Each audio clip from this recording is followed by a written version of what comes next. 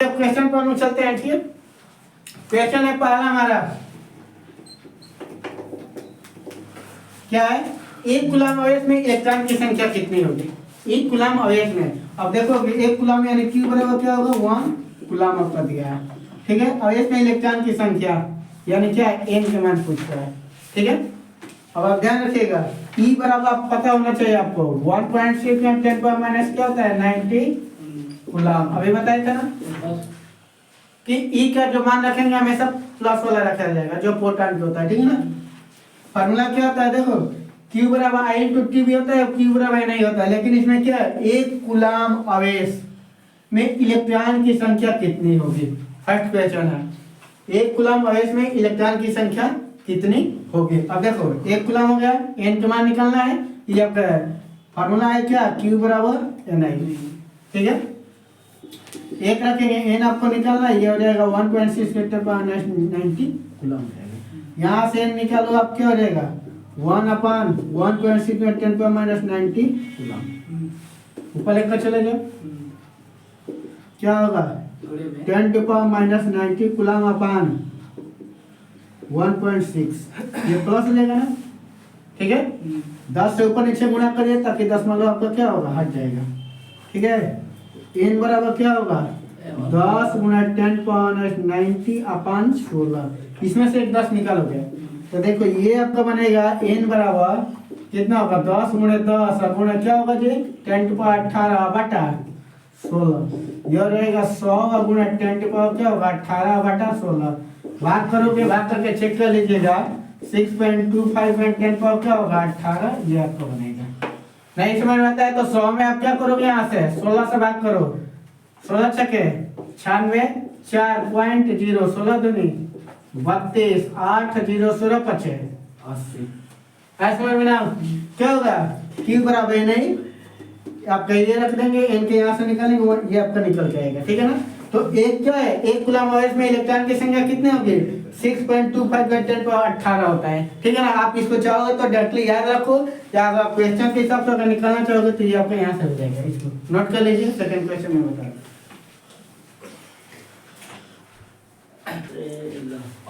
देखिए second question आपका,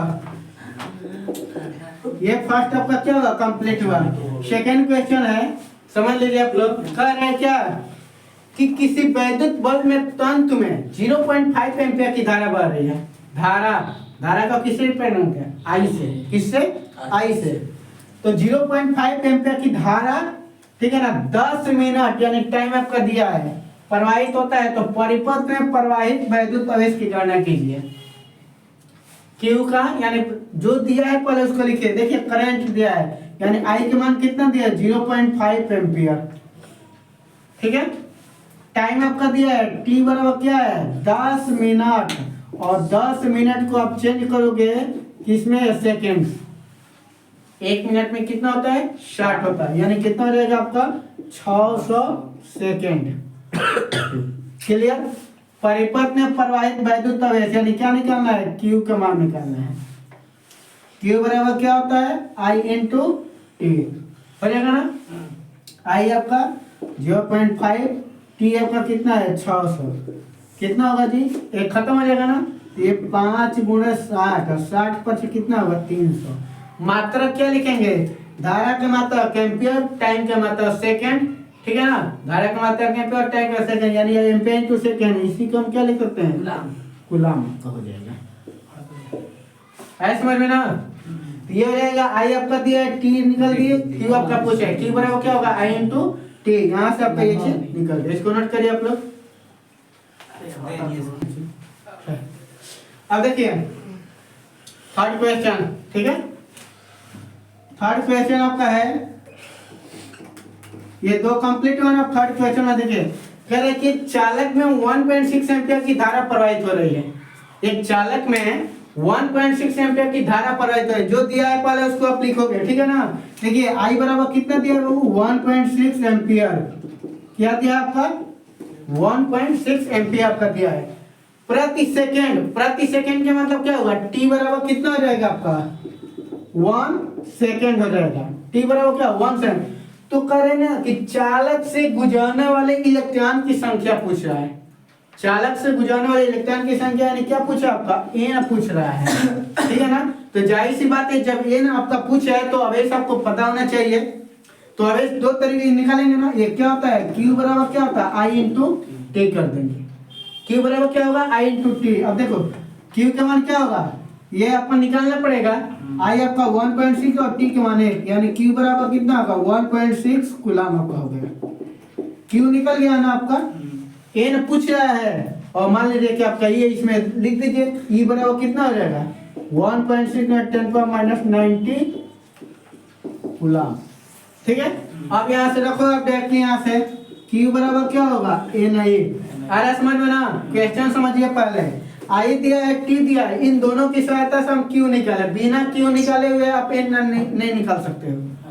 Q आप निकालोगे तभी क्या करोगे एन निकालना पड़ेगा।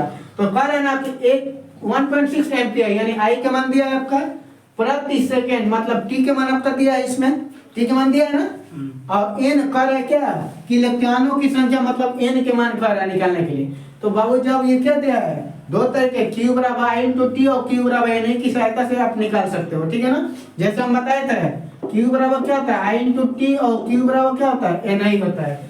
इक्वेशन फर्स्ट और इक्वेशन सेकंड बना लो आप, दोनों का ये बराबर है तो ये क्या होगा आई इंटू टी बराबर एन आई हो जाएगा। सिंपली वही बात करोगे तो 1.6 ये एक हो जाएगा, एन निकालना है इसका ये कर लीजिए आप, यहाँ से आप निकाल सकते हो। तो ये एन बराबर हो जाएगा 1.6 अपन, यहाँ से भी निकल जाएगा। तो आप जाहिर सी बात है यहाँ से भी आप निकालो, या हमने क्या किया आपको आसान तरीके बताने के लिए सबसे पहले क्या करते क्यों निकाले। जब Q निकल जाएगा तो डायरेक्टली आपको याद है कि Q बराबर क्या होता है एन आई। अब यहाँ से मान रखो Q के मान 1.6 और एन आपको निकालना है और इलेक्ट्रॉन आपको पता है हो जाएगा। अब यहाँ से आप n बराबर निकालोगे तो 1.6 बटा 1.6 में 10 पावर क्या है -90 हो जाएगा ना।